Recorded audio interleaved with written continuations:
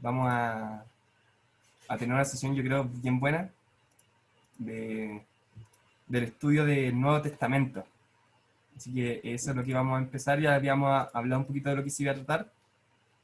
Vamos a comenzar ya. Déjenme buscar el apunte aquí para poder compartir algunas cosas.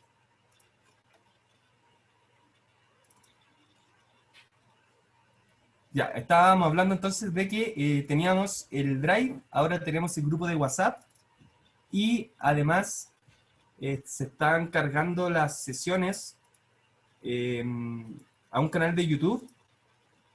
También están los videos, si que quieren volver a revisar alguna cosita de los videos de las sesiones, se están cargando en YouTube. Ahí sí pueden mandar también la descripción del el link de YouTube. Estamos cargando de a poquito, así que tenganos paciencia. Hay que trabajar bien eso para sacarlos del Zoom, subirlo, así que de a poquito se están cargando ahí, pero para que lo sepan, también está disponible el canal de YouTube, que también se está usando para otras cosas del Lake. Me parece que es exactamente el mismo, así que ahí también hay material para que puedan revisarlo. Suscríbanse al canal para que activen la campanita, para que les lleguen las notificaciones de los videos que se están subiendo. Nos pusimos bien influencer, así que vayan ahí, hay material disponible ahí también. Así que eso tenemos del Discipulate. Dicho eso, vamos a comenzar. eh, Vamos a comenzar con esta sesión. Ya vamos en la sexta, vamos prácticamente en la mitad ya del primer proyecto de Discipulate. Así es que estamos cruzando ahí, como se dice, la línea del Ecuador casi. Y la semana pasada yo les adelanté que hoy día íbamos a hablar de si el Nuevo Testamento es fiable o es confiable. ¿Podemos confiar en el Nuevo Testamento? ¿Tenemos suficientes datos para creer que el Nuevo Testamento es fiable? Esa es la pregunta que vamos a resolver hoy día. Hoy día comenzamos, recordemos que ya vimos en las primeras sesiones, hablamos un poquito de la persona de Jesús. Después, ese fue como el primer gran tema, y ahí hablamos de hartas cositas. Después hablamos y tuvimos 2 o 3 sesiones, creo que 2 sesiones, si no recuerdo mal, sobre la salvación, sobre la cruz, que ese era como el tema general. Y ahí respondimos 2 preguntas importantes: ¿por qué murió Jesús y por quién murió Jesús? Y ahora entramos a un tercer gran tema, que sería la Biblia. Ahora vamos a ver algunas cositas interesantes e importantes respecto a la Biblia. Y en ese contexto, lo primero que vamos a ver es si el Nuevo Testamento es fiable. Vamos a volver a hacer un poquito de apologética, recordando la apologética como la defensa de la fe, desde el punto de vista racional, histórico y obviamente también bíblico. Así que vamos a volver a hacer un poquito de apologética. Hoy día vamos a hablar de harta historia, de hartas cositas y criterios históricos, y ya vamos a entender cómo vamos a ir desarrollando esto. Entonces, denme un segundo acá.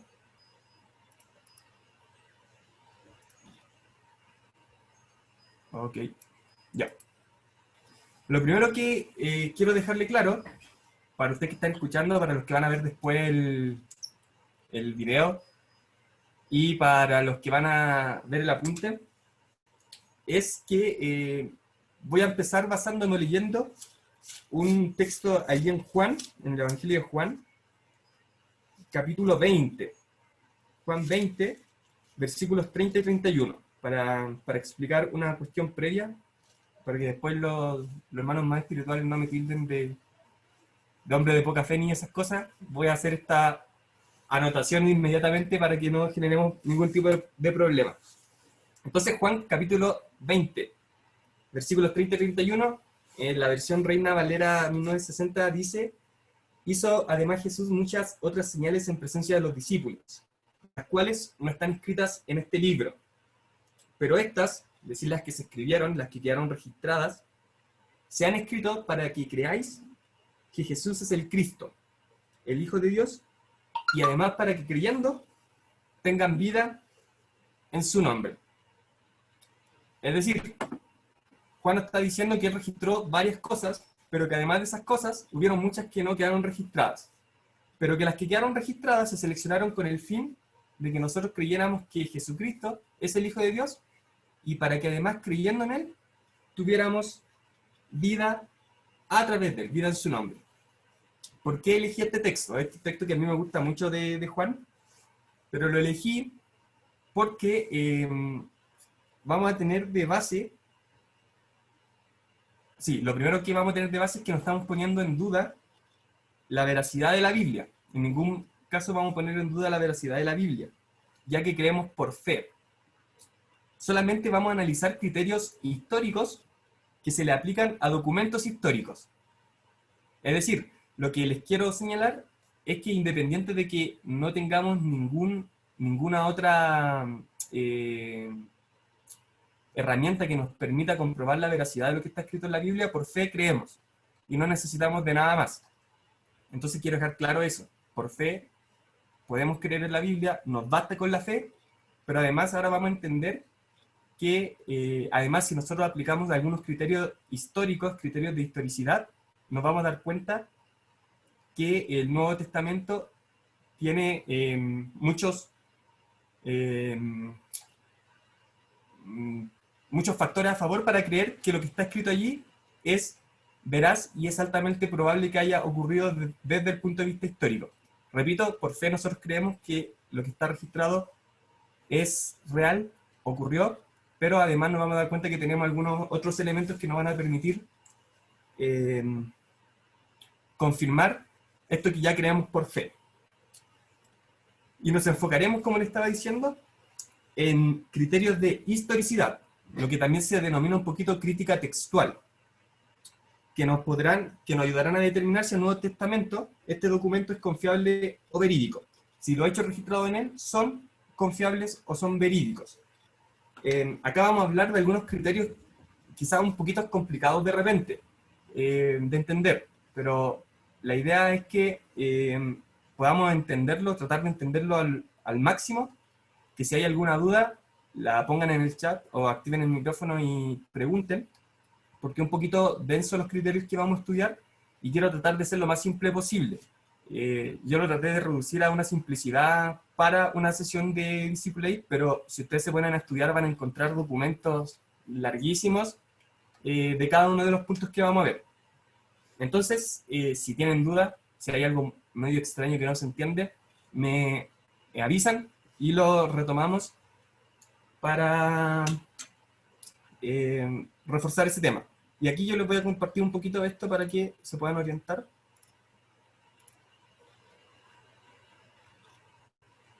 Ok, se ve, ¿verdad? Me avisan si se ve.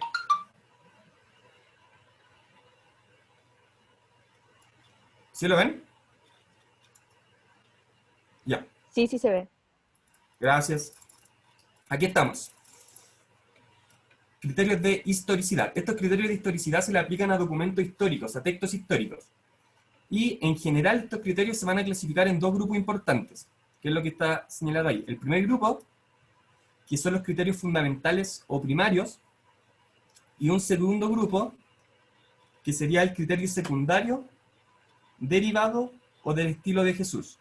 El segundo criterio sería el criterio secundario, derivado o del estilo de Jesús. Esos son los dos grandes grupos. En el primer punto, criterios fundamentales o primarios, hay 4 o 5, dependiendo del documento que se use, criterios que vamos a estudiar. En el caso del criterio secundario es uno solo y se llama así, criterio secundario, derivado o del estilo de Jesús. Ahora, tenemos que tener en consideración, eso sí, que si ustedes se ponen a estudiar esto y lo empiezan a googlear y empiezan a meterse en detalle, se van a encontrar también con algunos criterios mixtos, que también existen, pero que para los efectos de una sesión de Disciplate no son quizás tan relevantes como sí lo son estos que vamos a analizar. Pero tienen que tener en consideración que hay algunos criterios mixtos que también se pueden extraer y que se pueden aplicar en esta materia. Así que, eso. Nos enfocamos entonces. ¿Qué estamos haciendo en todo este rollo? ¿Qué fue lo que dije? que vamos a tomar el Nuevo Testamento como un documento histórico, teniendo en consideración que ya tenemos la fe, pero ahora lo vamos a analizar desde el punto de vista de un documento histórico, y le vamos a aplicar estos criterios, que son los criterios, por una parte, fundamentales o primarios, donde vamos a estudiar 5, o vamos a ver 5, y el criterio secundario, derivado o del estilo de Jesús, ¿ya? Para que ahí tengan en consideración este mapa conceptual, este mapa mental, para que no nos perdamos cuando vayamos viendo cada uno de ellos. Ahora sí voy a dejar de compartir. Ahí sí. Ok, entonces vamos con los criterios fundamentales o primarios. ¿Qué significa toda esta cosa? Los criterios fundamentales o primarios son aquellos que tienen valor propio en sí mismos. Es decir, por sí mismos permiten acreditar la veracidad de un hecho o de un acontecimiento. ¿Ya? ¿Se entiende? Un criterio principal es el que tiene valor por sí mismo, es decir, por sí mismo permite acreditar la veracidad de un hecho o de un acontecimiento. Técnicamente se dice que estos permiten dar juicio de autenticidad histórica, es como el nombre técnico, juicio de autenticidad histórica, lo que significa que, lo que yo les decía, por sí mismo pueden acreditar que un hecho ocurrió. Veamos entonces, acá vamos a ver 5 criterios distintos, ¿ya?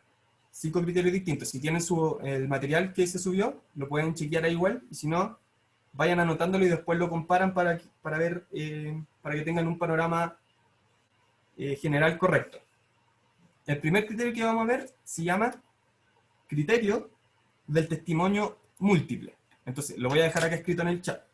Estamos viendo el primer grupo de criterios, que son los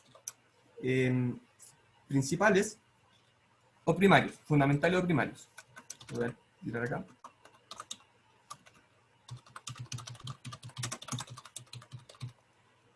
¿Ya?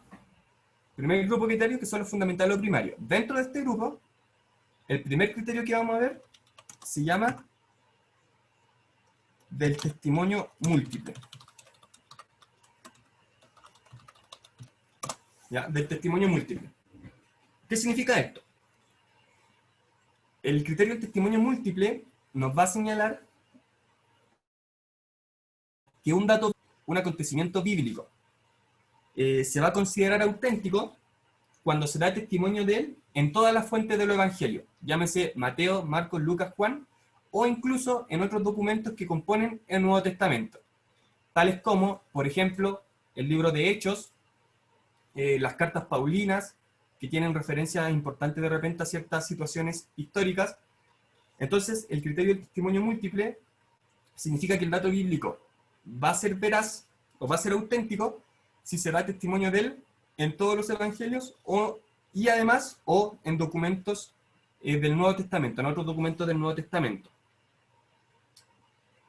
Esto sin sospecha de que estos autores estén vinculados entre sí o tengan alguna intención de adecuar el texto para calzar con lo que dijo el otro.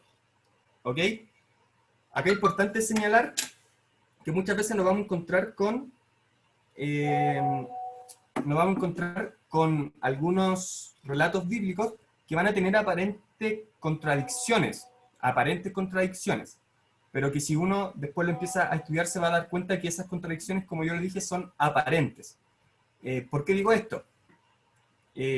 Normalmente, en un juicio, ya, enfoquémonos en un juicio, si aquellos que están llamados a testificar, es decir, los testigos, tienen un testimonio concordante en todas sus partes, es decir, todos vieron igual, todos dijeron lo mismo, el testimonio concordaba 100% entre los 5 testigos, ojo con eso, porque puede ser que el testimonio esté manipulado. Sería muy raro que, por ejemplo, 5 testigos vean un hecho de la misma forma y cuenten los mismos detalles. Cuando eso pasa en un juicio, ojo con eso porque puede ser que el testigo esté preparado. ¿Qué quiero decir con esto? Que si el relato bíblico nos relatara el acontecimiento tal cual cada uno de los relatos, ojo con eso porque pareciera que el texto está manipulado. A contrario sensu, en sentido contrario, si el texto tiene estas aparentes contradicciones, le da veracidad al acontecimiento, le da veracidad al testimonio. Varios contaron la historia, quizá algunos vieron más detalles, otros vieron menos detalles, otros dijeron que hubieron tantas personas, otros dijeron que hubieron menos personas, pero en general están de acuerdo en el acontecimiento principal. Ahora, ¿cómo se dio ese acontecimiento? Puede ser que el autor o los distintos autores tengan visiones distintas y eso es normal. Eso es el criterio del testimonio múltiple. Ejemplos de esta manifestación o ejemplos de estos criterios que tenemos en la Biblia. Voy a ir dando ejemplos de cada uno, voy a ir dando algunos pocos porque podríamos encontrar muchos, pero voy a dar algunos poquitos. Primero, un acontecimiento que podríamos acreditar a través del criterio del testimonio múltiple, el poder sanador de Jesús. De que estuvo bueno, claro. Ese sería el meme para la sesión, de que estuvo bueno, estuvo bueno. Quizás algunos vieron otras cosas distintas, pero todos van a decir de que estuvo bueno, estuvo bueno. Ejemplos de este criterio. El poder sanador de Jesús. ¿Por qué sería un buen ejemplo este? Porque si nosotros estudiamos y hacemos una leída panorámica de los evangelios, nos vamos a dar cuenta que todos calzan en que Jesús sanó, en que Jesús tenía poder para sanar. Y además, también documentos del Nuevo Testamento, fuera de los evangelios, fuera de Mateo, Marcos, Lucas, Juan, también dan constancia de este poder sanador de Jesús. Entonces, acá tenemos un hecho acreditado a través del criterio del testimonio múltiple, el poder sanador de Jesús. Otro, la predicación de Jesús relativa al reino de Dios. La predicación de Jesús relativa al reino de Dios. Esto igual los evangelistas, Mateo, Marcos, Lucas, Juan, los van registrando de distintas ópticas. Pareciera ser que por la estructura que tiene el texto, Mateo, Marcos y Lucas lo registran de forma más parecida. Juan lo hace desde otra perspectiva por tener una estructura distinta a Mateo, Marcos, Marcos y Lucas. Pero los tres autores hablan del reino de Dios, de que Jesús predicó acerca del reino de Dios y de su venida. Y ahí tenemos historias, parábolas, mensajes directos de Jesús, en donde él decía, el reino de Dios ha acercado, arrepiéntanse, conviértanse, porque el reino de Dios está cerca y ha llegado. Esta aplicación del reino de Dios es otro ejemplo del criterio del testimonio múltiple. Varios lo vieron y varios lo registraron. Otro ejemplo del criterio del testimonio múltiple es la anunciación que hace Jesús de su muerte y su resurrección. La anunciación que hace Jesús de su muerte y de su resurrección. Mateo, Marcos, Lucas, Juan registran este hecho. Todos concuerdan en que Jesús de alguna u otra forma les dijo a sus discípulos, los que estaban cerca de él, que él era necesario que muriera, pero que al tercer día iba a resucitar. Esta anunciación de estos dos hechos, muerte y resurrección, también forma parte del testimonio múltiple. Varios lo vieron y varios lo registraron. No con los mismos detalles, de un punto de vista o de otro según el autor, pero quedó registrado y están de acuerdo en esto. ¿Ok? Ahí vamos a dejar el criterio del testimonio múltiple. Si no se entendió, me avisan y paramos para explicar. ¿Alguien iba a decir algo, no, Gonzalo? Sí, un solo ejemplo. En algunos de los evangelios podemos encontrar que es el endemoniado gadareno, y en otros podemos encontrar que son los. Ahí Claro. tienes un ejemplo de que aparentes, como decías tú, aparentes contradicciones, pero que hablan un poco de esto, del testimonio múltiple. Claro, exactamente. Ahí, ¿qué sería lo importante para el texto bíblico? ¿Sería lo importante si fueron 1, 2, 3 o 5? ¿O en verdad lo importante es lo que Jesús podía hacer con el endemoniado? Entonces, a eso vamos. Ese sería el testimonio múltiple, ¿no? Si todos vieron que eran 5, que eran 3, que eran 1, que eran 2, sino a lo que Jesús pudo hacer en esa situación. Así que ojo con eso, aparentes contradicciones que se dan por el hecho de que el relato es verídico. Si están todos de acuerdo, como los dije, en un juicio, relatan lo mismo, es súper raro, probablemente el testimonio está manipulado. Así que para que tengan eso en consideración, allí. Vamos con el segundo criterio. Y este criterio es quizá un poquito más complicado, así que si es que no se entiende, me avisan y lo volvemos a revisar. El segundo criterio, lo voy a anotar acá, recordemos que estamos en el primer grupo, pero el segundo criterio se llama de discontinuidad. Ahí va, ahí se le fue. Segundo criterio, de discontinuidad. ¿Qué significa el criterio de discontinuidad? Según el criterio de discontinuidad, un dato bíblico se considera auténtico cuando no se puede reducir a las concepciones, ya sea del judaísmo o de la iglesia primitiva. En otras palabras, el dato, si quieres te voy escribiendo los puntos. Va, ya, gracias. Yo te lo, ahí, gracias por la ayuda, Michi, vale. Según el criterio entonces de la discontinuidad, un dato bíblico se puede considerar auténtico si es que no se puede reducir. En otras palabras, si es que este dato no calzaría con lo que el judaísmo y la iglesia primitiva hubiera enseñado. El dato bíblico se considera auténtico si no calza con lo que el judaísmo o la iglesia primitiva hubiera enseñado.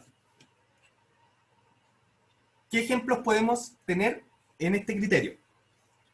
¿Se recuerdan entre otras cosas, cuando Jesús dice esta frase? Oísteis que fue dicho, no cometerás adulterio. Ley, está haciendo la referencia a una ley. Pero yo les digo, y pone la acentuación en la segunda parte de su mensaje, pero yo les digo, cualquiera que mire a una mujer para codiciarla, ya adulteró con ella en su corazón.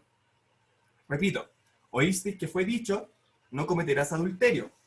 Ley, el acto. Recordemos que los judíos y especialmente los fariseos ponían mucha énfasis en lo que hacían, pero no tenían mucha intención de cambiar su interior. Para ello era el cumplimiento de la ley objetivo o expresado, que los demás pudieran ver. Entonces Jesús viene y dice, oíste que fue dicho esto, no cometerás adulterio, pero yo voy más allá. Yo les digo que cualquiera que solamente miró a una mujer y la codició, cometió adulterio en su corazón. Esto, el judaísmo no lo hubiera enseñado nunca. El judaísmo no estaba preocupado de enseñar esta verdad espiritual, de trabajar en el interior de la persona. El judaísmo estaba muy preocupado del cumplimiento de la ley, de las cosas que íbamos a hacer, no de lo que está dentro de nosotros. ¿Se entendió? Discontinuidad. ¿Por qué? Porque este dato no calzaría con lo que el judaísmo en su tiempo hubiera enseñado, pero viene Jesús y dice, ojo, esto no es así.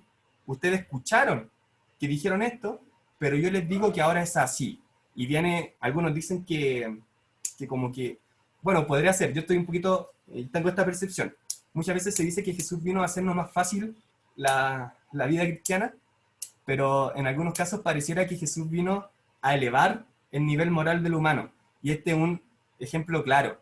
Si bien Jesús vino a cumplir la ley por nosotros, porque nosotros no lo podíamos hacer, según Romanos, dice que lo que era imposible para nosotros, por medio de lo que hizo Cristo y por medio de la perfección de Cristo, fue posible, pero Jesús también nos vino a elevar el nivel moral. Es decir, en este caso nos dice, ojo, ustedes están poniendo el énfasis en la acción, pero yo les estoy diciendo que cualquiera que lo hace en su mente, en su corazón, ya está cometiendo pecado. Entonces, esto es muy clásico de Jesús, y esto es un ejemplo del criterio de la discontinuidad. ¿Por qué? Porque Jesús enseñó algo que el judaísmo no hubiera dicho. Otro ejemplo relacionado con la iglesia primitiva. Ese era un ejemplo relacionado con el judaísmo, ahora vamos con el ejemplo relacionado con la iglesia primitiva. La expresión que Jesús utilizaba del mismo, el Hijo del Hombre, si uno considera la teología elaborada que hace Pablo de este Cristo de otro nivel, como lo veíamos, no recuerdo si fue la semana pasada o la anterior, de este Cristo de Efesios, que yo les decía que tenía una cristología muy alta, un nivel de estudio de revelación de Cristo genial. Considerando esta teología elaborada de Pablo, esta expresión Hijo del Hombre no hubiera calzado con lo que la iglesia estaba tratando de enseñar. No digo que no lo estaba haciendo y que no lo creyera, sino que podía ser quizás contraproducente o no podría calzar en principio del todo con el mensaje que estaba llevando la iglesia primitiva de este Cristo como Hijo de Dios. Que Jesús se haya denominado a sí mismo como Hijo del Hombre, podría haberle generado problemas a la iglesia primitiva en su enseñanza de que Cristo era el Hijo de Dios, era la divinidad encarnada. Entonces este criterio de la discontinuidad nos hace entender que el relato de Jesús, en esos casos en que él se autodenominó Hijo del Hombre, es real. ¿Por qué? Porque hay un criterio de disconformidad, tanto con lo que hubiera enseñado el judaísmo, como con lo que hubiera enseñado la iglesia primitiva. ¿Se perdió alguien? ¿Me siguen? ¿Se entiende? ¿Está más o menos claro? Si que hay alguna duda, me paran y lo vemos. Dejemos ahí entonces el criterio de la disconformidad. Ahora vamos a ver un tercer criterio que se viene a denominar el criterio de la conformidad o coherencia. Esto es como todo lo contrario de lo que vimos, pero son dos criterios que nos permiten analizar el texto histórico. El tercer criterio es el criterio de la conformidad o coherencia. ¿Qué significa este criterio? Como les decía, es un poco lo contrario del anterior. Recuerden que el anterior era que la enseñanza de Jesús no tuviera relación con lo que hubiera dicho el judaísmo y la iglesia primitiva. Ahora, el criterio de la conformidad o coherencia nos señala que se puede considerar auténtico un relato bíblico o un dicho o acción de Jesús cuando hay una estrecha conformidad con la época y el ambiente. La época y el ambiente, y también cuando sea coherente con la enseñanza central de Jesús.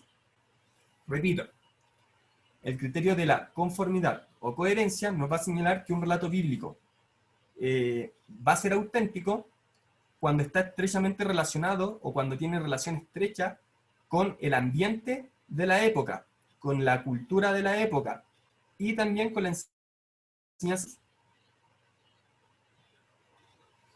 ¿Qué ejemplos tenemos de esto? En primer lugar, la arqueología. ¿Por qué la arqueología?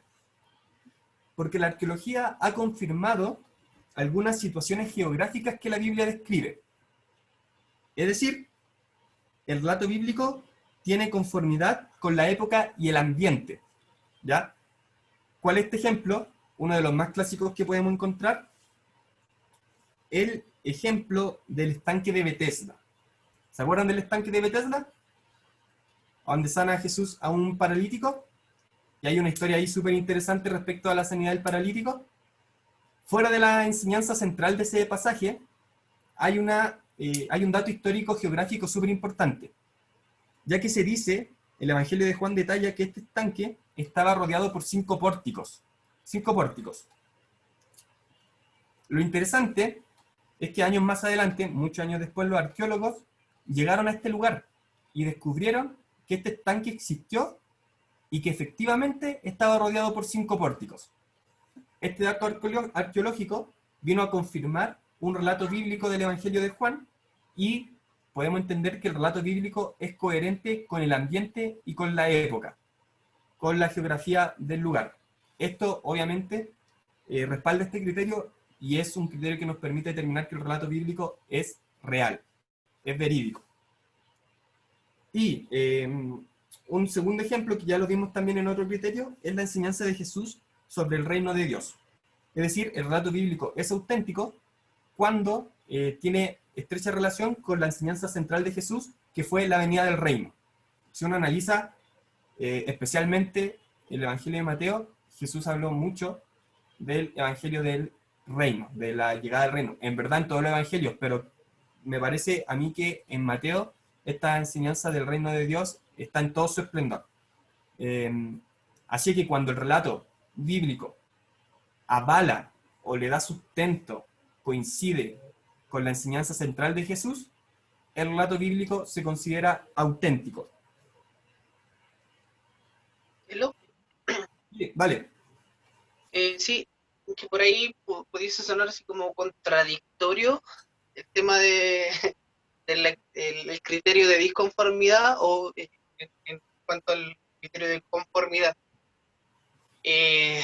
¿Por qué? Porque hablamos de que la Biblia es una unidad temática y que todo va como apuntando hacia el mismo lado. Entonces, alguien pudiese malentender que el criterio de disconformidad está negando como los antecedentes bíblicos del Antiguo Testamento. Y no, por el contrario, tú ponías el ejemplo de oíste que fue dicho, ¿cierto? Uh-huh.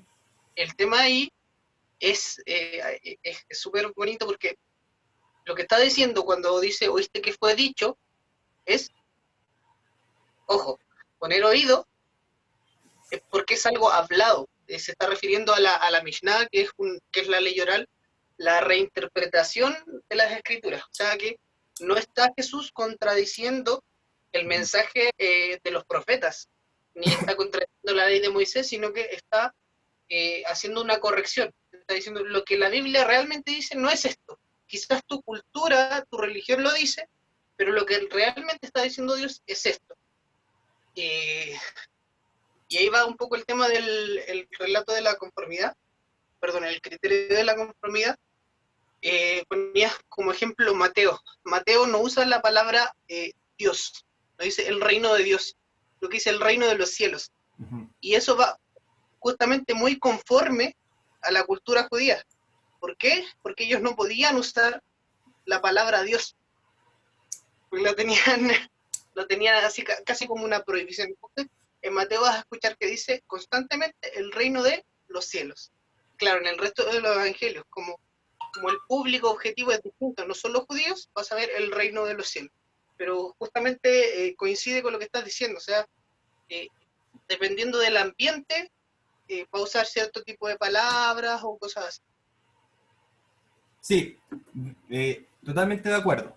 De hecho, otro ejemplo que podríamos dar en el criterio de la disconformidad, ahí Michi me pregunta si se llama disconformidad o discontinuidad, generalmente se encuentra por discontinuidad. Ese es el nombre correcto, porque si decimos disconformidad podríamos tender a lo que decía el Gonza, que podríamos confundir y que se está contradiciendo. Pero quiero reforzar esa idea y por eso les decía que el criterio de la discontinuidad es un poco complicado entenderlo, porque tiene relación con lo que el Gonza decía. Finalmente, y lo hablábamos en el WhatsApp del late, que tenemos ahí un grupo con el equipo, y se generó una conversación interesante respecto a esto. Claro, este ejemplo que les nombro, lo viste que fue dicho, generalmente nosotros decimos que Jesús reinterpretó la ley. Y sí, la reinterpretó, pero yo le decía a los niños, yo creo que no la reinterpretó, yo creo que le dio la interpretación correcta que siempre se le debería haber dado. Los judíos cometieron el error de tomar esta ley del adulterio y llevarla solamente a su comportamiento externo. Y eso era lo grave, y de hecho era una de las cosas que a Jesús le molestaba, pero muchos de los fariseos, esta cosa de que su comportamiento externo, pero su interno, su espíritu, no decía mucho de lo que ellos enseñaban. Entonces, Jesús toma esto y le dice, oigan, ojo, como le decía el Gonza, ustedes oyeron, alguien les contó que fue así y ustedes lo están enfocando mal, pero la interpretación correcta de lo que Dios le estaba dando era no solamente lo externo, sino el carácter interno. Dice, he venido a darle su verdadero significado, exacto. Si pudiéramos a ver, se me fue, retraducir quizá esta parte de nosotros, yo creo que lo diría así. Ojo, yo le he venido a dar el verdadero sentido, les quiero explicar lo que verdaderamente se quiso decir siempre, pero que la religión empezó a manosear y no se entendió bien. Entonces, a eso se refiere discontinuidad. Distinto de la conformidad, que tiene relación con el ambiente, con la cultura y con el mensaje central de Jesús. Ahora, otro ejemplo del criterio de la discontinuidad, que lo nombraba un poquito el Gonza, que no lo puse ahí, pero lo aprovecho de decir, es esta forma que Jesús tuvo de referirse al Padre como el Abba Padre. Esto para los judíos era algo tremendo, era casi una blasfemia que alguien se dirigiera a Dios, como lo hizo Jesús con esta expresión Abba, que es una representación tierna de lo que un niño, de lo que un bebé hace con su papá, y este balbuceo que hace en esa confianza de hijo-padre. Entonces, esto para los judíos también era algo impensado. Es ejemplo del criterio de la discontinuidad. Ahí, doctora Marcela Linton nos dice, es contracultural, exactamente. Es contracultural respecto a lo que el judaísmo hubiera enseñado y a lo que muchas veces la iglesia primitiva igual hubiera enseñado con el ejemplo que les di. Así que ojo con esos criterios, no confundirlos. Los dos criterios son súper importantes y se pueden aplicar a ambos. Uno no entorpece al otro. Así que ahí espero que haya quedado bien explicado, y si no lo podemos volver a explicar. Entonces es el criterio de la conformidad o coherencia. Vimos dos ejemplos, la arqueología y la enseñanza de Jesús sobre el reino de Dios, que fue una enseñanza central de Jesús en su primera estadía en la tierra. Vamos con un cuarto criterio, que ya lo habíamos comentado, me recuerdo en una de las primeras sesiones, que es el criterio de la vergüenza o dificultad. Criterio de la vergüenza o dificultad. ¿Qué significa este criterio? Significa, o este criterio propone, que el dato bíblico será auténtico, o el dicho o actuación de Jesús será auténtico, cuando el autor no haya tenido ninguna razón para inventar una situación que trae dificultades al mensaje que está exponiendo. Lo voy a repetir. El criterio de la vergüenza o dificultad nos propone que el dato bíblico, el registro bíblico, va a ser auténtico cuando el autor no haya tenido razón alguna para inventar una situación que haya traído problemas a su mensaje. Dos ejemplos de esto. La negación que Pedro hace de Jesús. La negación que Pedro hace de Jesús. Este es un dato que para la historia del ministerio de Jesús es un dato vergonzoso. Es un dato que no ayuda mucho a este mensaje del Jesús como hijo de Dios. Entonces, este relato bíblico que se encuentra en todos los evangelios nos ponen a Pedro en una situación súper complicada, porque es casi un Judá más. Esta negación que Pedro hace de él, primero, era vergonzosa para Jesús en su calidad de líder, en su calidad de cabeza del movimiento cristiano, y también era vergonzoso para Pedro mismo y para los discípulos. Entonces, ¿cuál es la reflexión? Si que este relato quedó registrado, aún cuando pudiera traer vergüenza o dificultad al mensaje, es porque el dato es real. De otra forma, ¿quién en su intención de darle veracidad al mensaje pondría estos datos que podrían traer dificultades al mensaje que se está predicando? ¿Se entiende ese ejemplo? Si no, me avisan y lo analizamos. Y un segundo ejemplo es el hecho, dentro de los tantos ejemplos, yo rescaté algunos para poder hacer la sesión, porque si no estaríamos ahora y ahora hablando de estos temas. Pero un segundo ejemplo que rescaté y que me gustó es que el hecho de que a Jesús lo denunciaran, que expulsaba demonios en el nombre de Belcebú, del príncipe de los demonios, es un hecho vergonzoso también para el ministerio de Jesús. Vergonzoso. Ya sabemos, hemos visto que Jesús vino con esta intención de predicar el reino de los cielos, el acercamiento al reino de los cielos, que se predicó, y otro de la enseñanza fundamental es que Jesús es el Hijo de Dios. Teniendo en consideración esto, que los relatos bíblicos nos digan que a Jesús lo denunciaron, que expulsaba demonios en nombre del príncipe de los demonios, Belcebú, para él no era un dato que le pudiera ayudar en su predicación ni en su ministerio. Al contrario, era un dato vergonzoso para el registro de lo que Jesús hizo. Sin embargo, el dato está, lo pueden encontrar.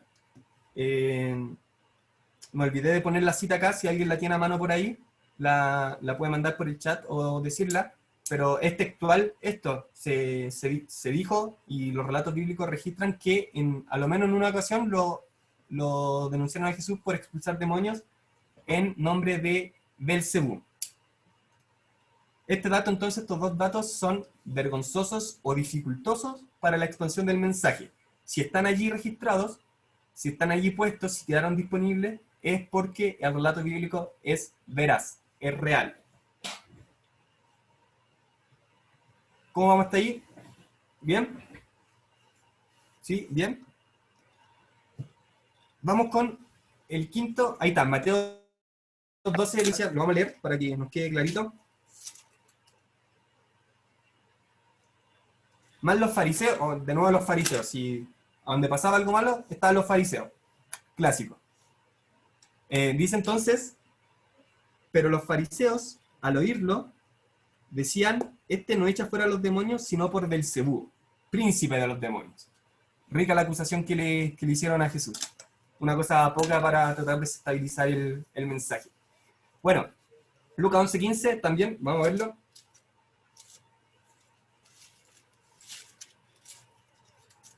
Lucas 11:15. Pero algunos de ellos decían, por Belcebú, príncipe de los demonios, echa fuera los demonios. ¿Ya? Entonces, estos ejemplos, criterio de la vergüenza, nos hacen entender que si quedó escrito esto, es real. Blasfemia contra el Espíritu Santo también. Un criterio o un dato que se asocia al criterio de la vergüenza. Es decir, que a Jesús lo hayan denunciado por blasfemar es también un dato vergonzoso o dificultoso para la expansión del mensaje del Evangelio. Si quedaron registrados es porque ocurrió. Nadie pondría un dato así si que no fuera real, porque no es favorable para el mensaje. A eso se refiere el criterio de la vergüenza. Y un último criterio que encontramos dentro de este primer grupo, lo habíamos denominado los criterios fundamentales o primarios. El quinto criterio es el criterio de la explicación necesaria. Criterio de la explicación necesaria. ¿Qué significa esto? Significa que tienen mayor o mucha más posibilidad de ser auténticos los datos que son necesarios para explicar otros datos o acontecimientos que ya se consideran seguros. Repito, criterio de la explicación necesaria. El criterio de la explicación necesaria nos va a decir que tienen mayor probabilidad de veracidad los datos, acontecimientos o dichos que nos sirven para explicar otros datos que ya los tenemos por seguro. Y esto, si que no se entiende ahora, lo van a entender rápidamente con este ejemplo. Volvamos a la denuncia que le hacían a Jesús de echar demonios en nombre de Belcebú. Esa fue la acusación, ya lo vimos. Mateo 12:24, Lucas 11:15. Si por el criterio de la vergüenza es seguro que a Jesús le hicieron esta acusación, entonces es seguro que Jesús tenía poder para expulsar demonios. ¿Se entiende la lógica? Es decir, si a Cristo, si a Jesús lo acusaron de que esta actividad de exorcismo la hacía en nombre de Belcebú, el príncipe de los demonios, es porque entonces es seguro que Jesús tenía el poder de expulsar demonios. Por eso se llama criterio de la explicación necesaria. Es decir, podemos explicar algo, podemos explicar una situación a través de otro hecho que ya tenemos comprobado. Entonces, este también es un criterio importante para analizar la veracidad de los textos bíblicos y en general de los documentos históricos. El criterio de la explicación necesaria. Si por el criterio de la vergüenza tenemos probado que a Jesús lo denunciaron de expulsar demonios en nombre de Belcebú, entonces tenemos por acreditado que Jesús sí tenía el poder de expulsar demonios. Y entre otras cosas estamos probando el poder, la autoridad que Jesús tenía. ¿Ok? ¿Se entendió? Hasta allí llega el primer grupo que hemos denominado criterios fundamentales o primarios. ¿Cuáles son las características de todos estos criterios, de los 5 criterios que vimos? Es que ellos tienen valor por sí mismos para dar por acreditado un hecho. Cada uno de estos criterios nos permite acreditar un hecho bíblico. Y no necesitamos de otros criterios. Esto se usa en crítica textual, se le aplican estos filtros a los documentos históricos y considerando también que la Biblia, entre otras cosas, podría ser considerada un documento histórico, también se le aplican estos criterios y podemos llegar a estas conclusiones. De hecho, los que hacen crítica textual utilizan estos criterios para analizar, ya sea para bien o para mal, los datos y los relatos bíblicos. Vamos con el segundo grupo de criterios, que dijimos que se llamaba criterio secundario derivado o del estilo de Jesús. Criterio secundario derivado o del estilo de Jesús. ¿Qué significa esto? El criterio secundario se refiere al estilo de vida único e inimitable de Jesús, especialmente a su forma característica de hablar, es decir, el lenguaje, y de actuar, el comportamiento. Entonces, el criterio secundario, derivado o del estilo de Jesús, se refiere especialmente al estilo de vida único que tenía Jesús, a su forma de hablar, todo lo que tenga relación con el lenguaje, y a su forma de actuar, todo lo que dice relación con su comportamiento. Dos ejemplos de este criterio. Primero, las palabras llenas de Jesús, las palabras llenas de autoridad de Jesús. Las palabras llenas de autoridad de Jesús. Hay un relato bíblico que nos dice que la gente se asombraba porque le hablaba como quien tiene autoridad y no como los fariseos o escribas. La gente reconocía en Jesús que esta forma que él tenía de hablar era como de quien tiene autoridad y no como de los otros que siempre le habían hablado y que no tenían ese peso para expresar las ideas. En el caso de Jesús, la gente reconocía que hablaba como alguien con autoridad. Esta es una forma característica de hablar de Jesús y se refiere a un criterio secundario derivado o del estilo de Jesús. Una característica única e inigualable o inimitable de la persona de Jesús. Y otro ejemplo, bueno, es en relación al lenguaje, y un ejemplo en relación al comportamiento único e inigualable de Jesús es el amor a los pecadores y pobres. El amor a los pecadores y pobres. Este comportamiento de Jesús también les trajo más de algún problema. Recordemos que se le acusaba a Jesús también de tener parte con los pecadores, se le decía que era uno de ellos porque se juntaba con ellos, y ese era el rollo que tenían con Jesús siempre, lo acusaban, porque tenía este comportamiento de un amor extremo a los pecadores y a los pobres.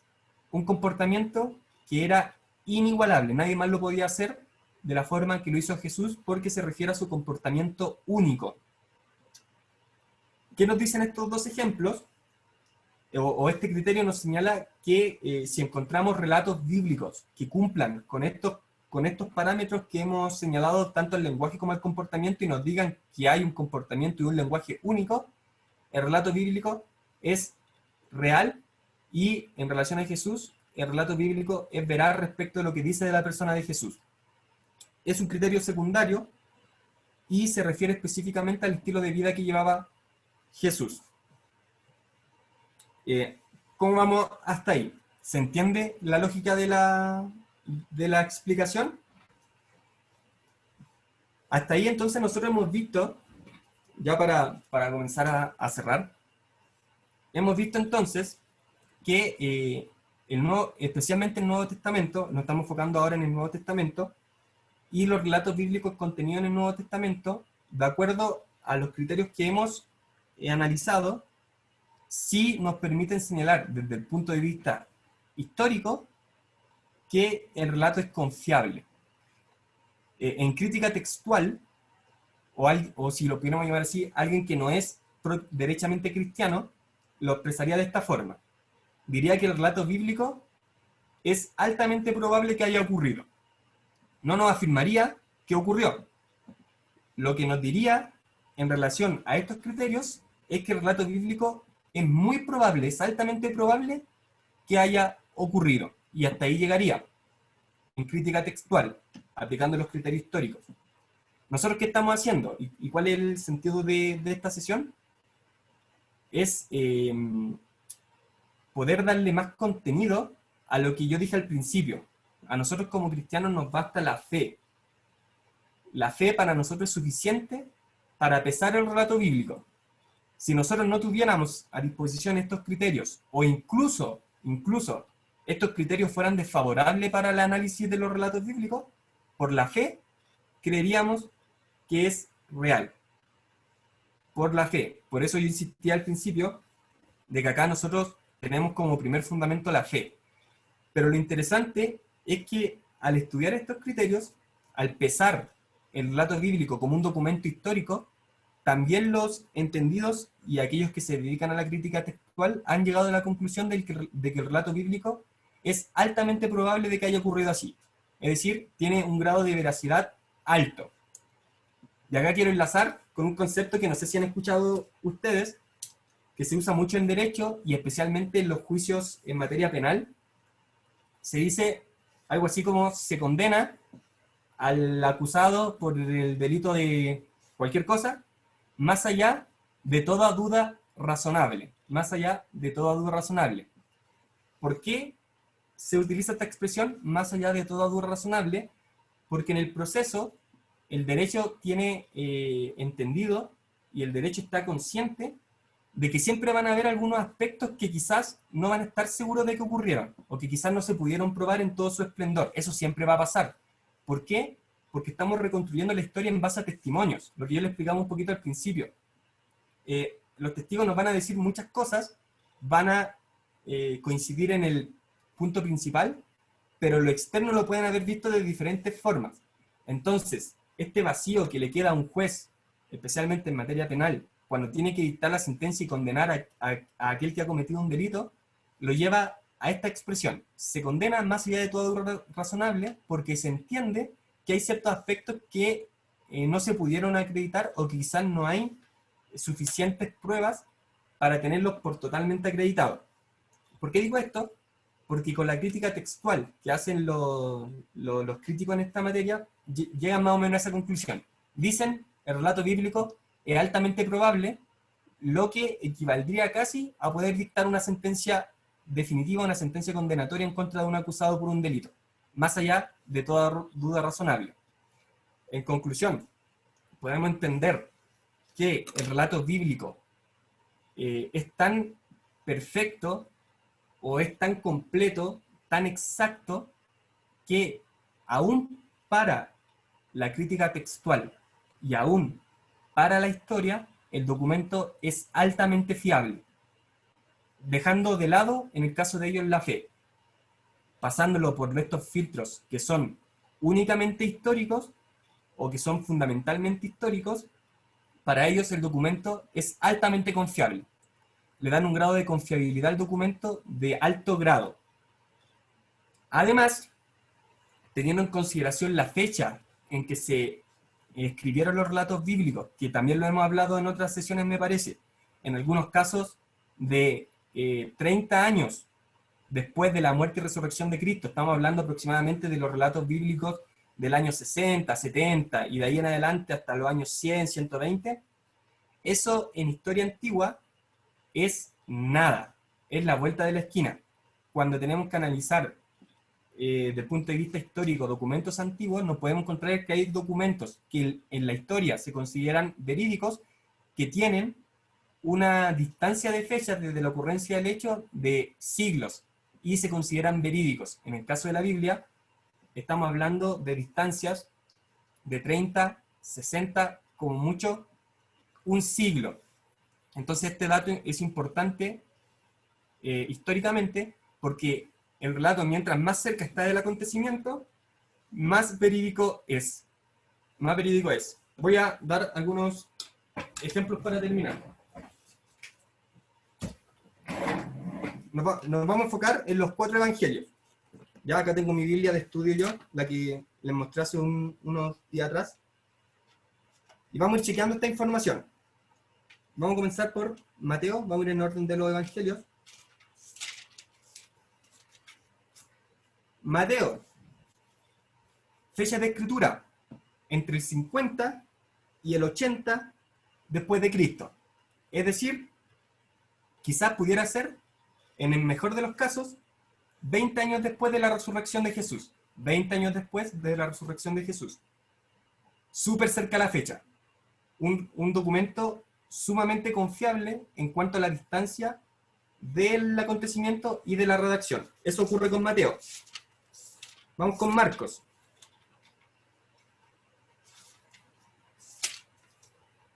Marcos, fecha entre el 50 y el 70 después de Cristo. Misma lógica que Mateo. De hecho, dato aparte, Marcos es el primer registro de evangelios que tenemos. Si lo ordenamos cronológicamente, Marcos es el primer evangelio que aparece. En razón de Marcos, escribió Mateo y Lucas, e incluso los estudiosos dicen que Mateo y Lucas tuvieron en consideración otro documento que nosotros no conocemos, que se ha denominado el documento Q. El documento Q es un documento que nosotros no lo conocemos, no lo tenemos, pero que los estudiosos en la materia dicen que existió y que es anterior a los evangelios que nosotros conocemos. Así que ahí hay otro documento que es anterior, que en fecha sería mucho más cercano, pero que por alguna razón nosotros no lo disponemos y no llegó a nuestras manos. Documento Q. Eso ocurre con Marco entonces. Vamos con Lucas. Lucas, fecha de escritura entre el 60 y el 80 después de Cristo. Entre el 60 y el 80 después de Cristo, la misma lógica. 30 años después de la resurrección de Jesús. Nada. En historia antigua no es nada. Vamos con Juan. Juan, fecha. Tradicionalmente, acá hay un poco más de discusión respecto al Evangelio de Juan, pero tradicionalmente se ha considerado que su fecha de escritura es aproximadamente el 90 después de Cristo. El 90 después de Cristo. Aunque algunos sugieren, algunos son más arriesgados, y sugieren que este Evangelio también pudo ser escrito por ahí por los años 50 después de Cristo. Nuevamente, en el caso de Juan, tenemos 30 años desde la resurrección de Jesús hasta que aparece el documento de Juan. Súper cercano. Este otro dato importante que se usa para expresar la validez del documento histórico. Eso respecto al Evangelio. Podría haber, veamos algunos más rápidamente. Veamos uno que a mí me gusta harto, uno de los libros favoritos, Romanos. Romanos tiene como fecha de escritura el 57 después de Cristo. La misma lógica, está dentro de los mismos años. Los primeros documentos que nos llegan de Romanos se datan aproximadamente del 57 después de Cristo. Vamos con 1 Corintios, y nombro 1 Corintios porque 1 Corintios 15 nos habla acerca de la resurrección de Jesús y de estas más de 500 personas que vieron a Jesús resucitado. Veamos de qué año data los primeros escritos que tenemos de 1 Corintios. Fecha, aproximadamente el 55 después de Cristo. 55 después de Cristo. Es decir, estamos hablando de 20 años después de la resurrección, y 1 Corintios 15 tiene este relato genial de la resurrección de Jesús. ¿Qué quiero decir con esto? Que estas 500 personas que vieron la resurrección de Jesús, lo vieron entre estos 20 años después. Perdón, el relato de estas 500 personas que vieron a Jesús no aparece 20 años después de la resurrección.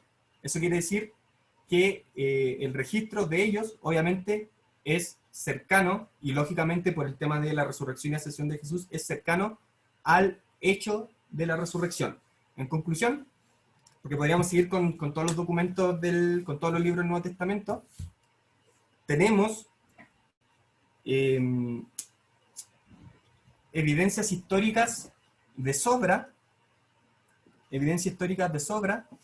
para creer, hablando históricamente, para creer que el Nuevo Testamento es un documento altamente confiable. Historia. Me voy al otro lado. Ahora hablando como un cristiano, como lo somos nosotros, como un hijo de Dios, además de la fe, que nos basta para creer que el relato bíblico es real, además de eso tenemos evidencias históricas suficientes para poder creer que los evangelios y que el Nuevo Testamento es un documento confiable, que lo que está escrito allí, para nosotros, aparte de que la fe lo avala, también la evidencia histórica nos da sustento para creer en esto. ¿Por qué digo esto? Porque entre cristianos no entendemos y podemos entender que con la fe nos basta, pero nos falta a veces que nos encontramos con personas que nos hacen esta clase de preguntas y se van a encontrar quizás alguna vez en su vida, por lo menos alguna vez en su vida, con alguien que le va a hacer preguntas relacionadas con estos temas. ¿Y qué tan fiable, por ejemplo, es el Nuevo Testamento? Como conclusión, concluimos entonces que el Nuevo Testamento es altamente confiable. Los datos históricos, los registros bíblicos del Nuevo Testamento tienen un grado de confiabilidad altísima, y además la fe a nosotros nos basta para poder creer que lo que está escrito allí es real. En conclusión, os voy a para cerrarlo y dejar el micrófono abierto a ver si alguien quiere decir algo, especialmente los relatos respecto a la vida de Jesús a lo que hizo Jesús, a las palabras que dijo, a la forma en que se comportó, a los lugares que visitó, a la muerte y a la resurrección de Cristo, son altamente confiables para la historia, y para nosotros como cristianos con la fe podemos tener plena seguridad de que esto fue así. Así que eso es más o menos la sesión de hoy. Quería hablarle un poquito de este tema, y espero que lo hayan entendido, que hayan obtenido otra herramienta, si que lo habían escuchado antes, que pudieran repasarlo, y en el caso de que no lo hubieran escuchado antes, espero que haya sido una herramienta buena para que ustedes puedan tener ahí en caso de defender la fe, cuando se les pregunte por estos temas más históricos. Así que eso, no sé si alguien quiere decir algo, puede hacerlo. Yo sí que yo tengo algo que decir. Mira, así que me gustó mucho el tema de la confiabilidad, porque hoy día estamos rodeados de que todo tiene que ser basado a letras, basado a pruebas, cosa que antes era solamente la palabra. O sea, tú decías la palabra y era. Pero también me cuenta el sentido de cómo se hizo la Biblia o cómo se escribió la Biblia, porque también la Biblia es un sistema de confiabilidad, porque es lo único que nosotros tenemos concreto de poder mostrar la veracidad. Y hace poco vi un video sobre la escritura de la Biblia, o cómo se conformó, y decía de que esta persona que hizo la escritura de la Biblia, bueno, la que la manejamos nosotros, hizo exactamente lo que tú dijiste, o sea, escuchar las diferentes versiones, ya sea de Mateo, Marco, porque todo era a través de boca en boca. Antes no había un sistema de escritura que alguien escribiera, porque todos tenían diferentes idiomas, y para unificar había que tomar todas las partes, ver que coincidieran y escribirlas. Igual que las cartas de Pablo, todas estaban en todas partes porque esas viajaban.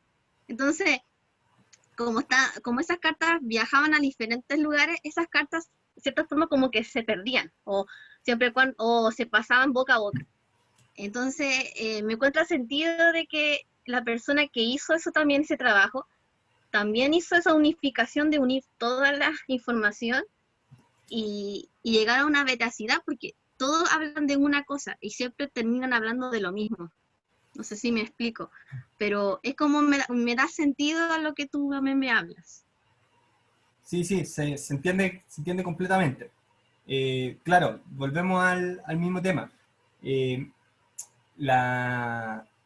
Los relatos que nos han llegado a nosotros, los documentos históricos que nos han llegado a nosotros de la Biblia, del Nuevo Testamento, son confiables en ese sentido, en que si uno los compara panorámicamente, puede llegar a la enseñanza central sin haber contradicciones, salvo lo que hablamos al principio de estas aparentes contradicciones, que son aparentes, que no son en verdad contradicciones, pero si uno hace el análisis general, puede llegar a la conclusión de que todos hablaban de algo principal, de un mensaje principal. Y los documentos históricos nos dan estos temas. Quiero dar dos datos adicionales respecto a lo que decía Belén y que se me vinieron en este rato. El primero es que, dije dos, creo que se me acaba de olvidar uno, ya, pero voy con el que me acuerdo ahora. El relato de que Pablo nos hace en 1 Corintios 11, ahí lo pueden chequear, en 1 Corintios 11, respecto al atavío de las mujeres o a la forma de vestir de las mujeres, en 1 Corintios 11, también es un argumento que nos permite entender que el documento es verídico. ¿Por qué? Porque Pablo, no voy a hacer la descripción completa y no pretendo hacer una explicación completa de lo que Pablo está diciendo ahí, pero Pablo está escribiendo de esa forma en que escribe, no para que nosotros lo apliquemos exactamente igual, no para que nosotros actualmente en nuestra iglesia le exijamos, en ese caso particular, a las mujeres que vayan con velo, que se tapen. No está pensado así, no es una enseñanza dogmática absoluta. Lo que está haciendo Pablo es hacer referencia a una situación cultural propia de la ciudad de Corinto, que se estaba dando allí, particularmente allí. Y por esa razón, por esa razón de cultura que se estaba dando en ese lugar, Pablo les recomienda y les dice, miren, mejor no lo hagan así, porque esto puede traer confusiones.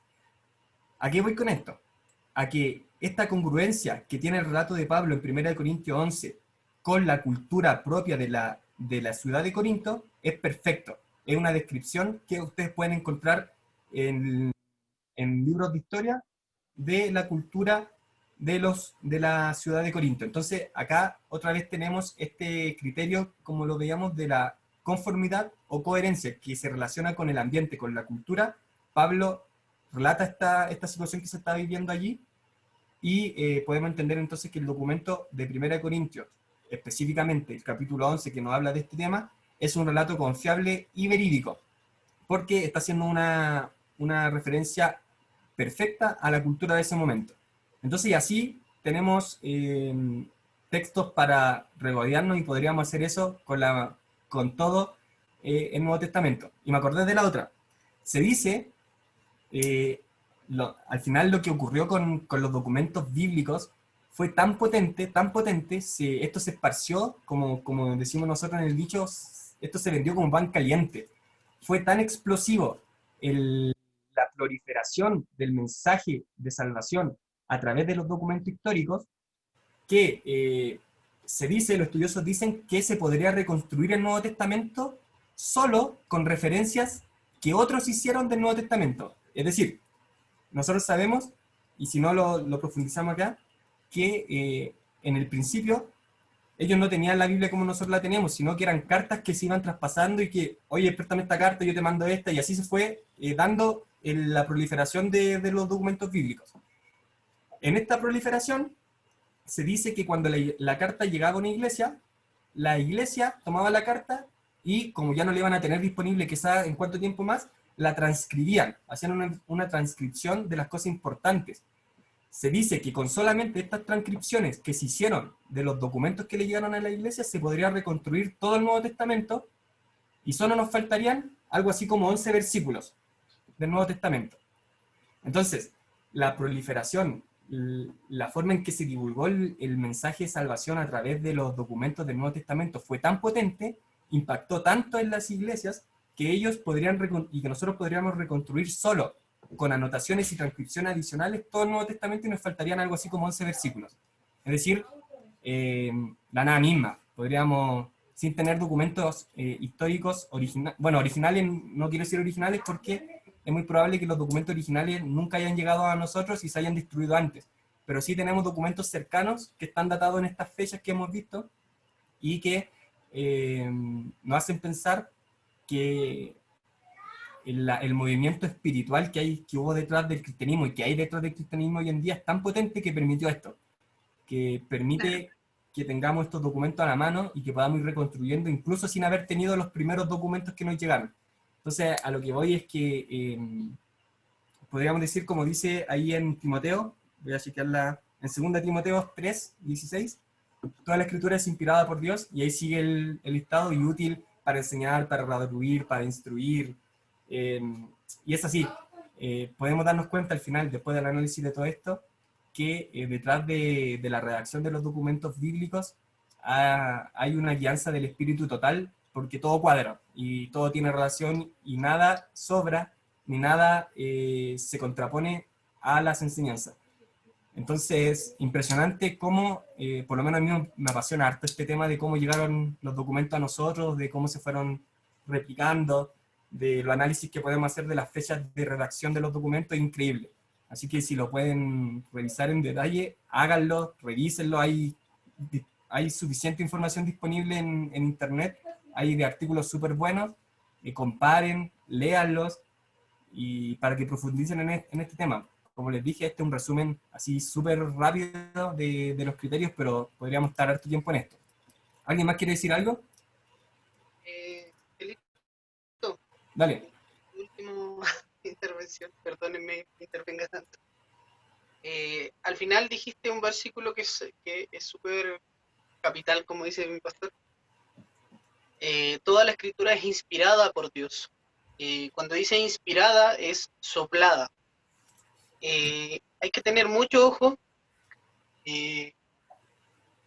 en cómo creemos nosotros en la Biblia, ¿ya? Es súper importante esto que estamos haciendo, como decía Kelo, de respaldar nuestra creencia, pero no podemos olvidar que la Biblia es inspirada por Dios, porque si bien podemos comprobar históricamente y racionalmente que lo que está escrito ocurrió, podríamos caer en lo que cae, por ejemplo, a la alta crítica. Que la alta crítica dice, sí, esto ocurrió, pero este tema sobrenatural, no, porque se nos cuadra. Entonces, cuando la Biblia dice que todo es inspirado, incluso se está refiriendo al Antiguo Testamento en el contexto en que está escrito. Exacto. Tienes que tener en cuenta esto, o sea, es la escritura, es inspirada por medio del Espíritu Santo en los autores que nosotros conocemos, es inspirada en ellas. Entonces, ¿cómo debiese yo leer la Biblia? ¿Mirándola solamente de un punto de vista histórico o debiese leerla en base al Espíritu Santo, que es quien la inspiró? Entonces, ese es el tema. Como decía Kelo, tenemos que estar preparados para dar razón de nuestra fe, ya respaldar en lo que creemos. Pero a la hora de leer, lo que nos motiva a nosotros, lo que nos guía, lo que nos conduce y quien ilumina nuestro entendimiento para que entendamos el mensaje que Dios nos quiere entregar es el Espíritu Santo. Si lo hacemos sin el Espíritu Santo y solamente de forma racional, nos vamos a la mugre. Porque nuestra mente, bíblicamente, es una mente perversa. Entonces, incluso hasta lo más puro, así como le pasó en el Antiguo Testamento a los judíos que pervirtieron la ley de Dios, incluso con nuestras buenas intenciones, pero la Biblia dice que todo designio de nuestro corazón de continuo es malo. Entonces, si yo no leo con el Espíritu Santo, que es quien inspiró esto, por mucho que yo trate de hacer una crítica bien fundamentada, voy a terminar desviando. Entonces hay que tener mucho ojo con eso, respecto al tema de la inspiración. Sí, totalmente. Yo recalco eso. Si bien hoy día vimos algunos antecedentes históricos, no nos podemos quedar con los antecedentes históricos. Para nosotros hay algo principal, hay algo anterior a esto. Y es que debemos creer por fe y basado en esto, en la inspiración divina, en la inspiración que hay detrás de la Escritura. Como decía el Gonza, Pablo en este momento, cuando le escribe a Timoteo estas palabras, no está pensando en el Nuevo Testamento, porque en ese entonces todavía no había un Nuevo Testamento, no estaban los documentos ya estudiados, ni se había llegado a un consenso. Pablo le estaba haciendo referencia principalmente o derechamente al Antiguo Testamento, al Pentateuco, a los profetas, pero es un versículo que por aplicación finalmente adicional o por aplicación total, podemos también llevarlo a los relatos de los evangelios y de los documentos que componen el Nuevo Testamento.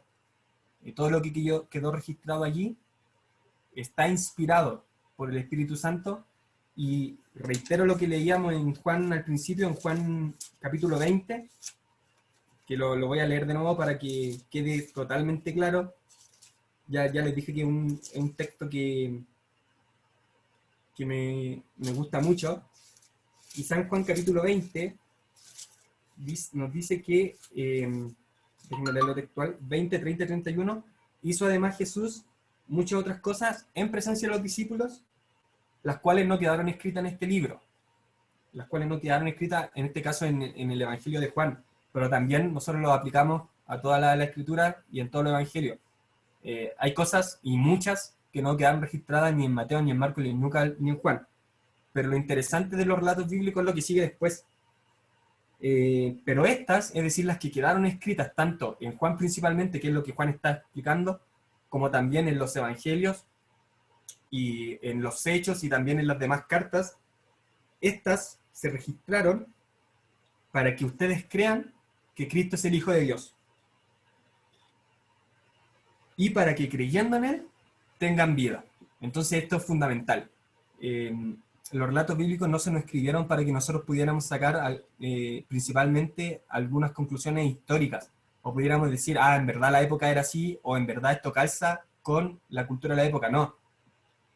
Los relatos que nos llegaron a nosotros, nos llegaron para esto, para que creamos que Jesús es el Hijo de Dios y que para que creyendo en Él tengamos vida. Entonces, eso es inspiración divina, como decía el Gonza. Ojo con los extremos, especialmente el extremo histórico que nos lleva a lo que el Gonzalo nos decía de la alta crítica. La alta crítica hace eso, analiza el texto y es capaz de sacar la parte sobrenatural del texto. Y eso es un peligro, eso es complicado, eso tenemos que guardarnos de eso y tener en consideración siempre que en primer lugar la Biblia no es un documento histórico per se. La Biblia no se pensó para ser un documento histórico.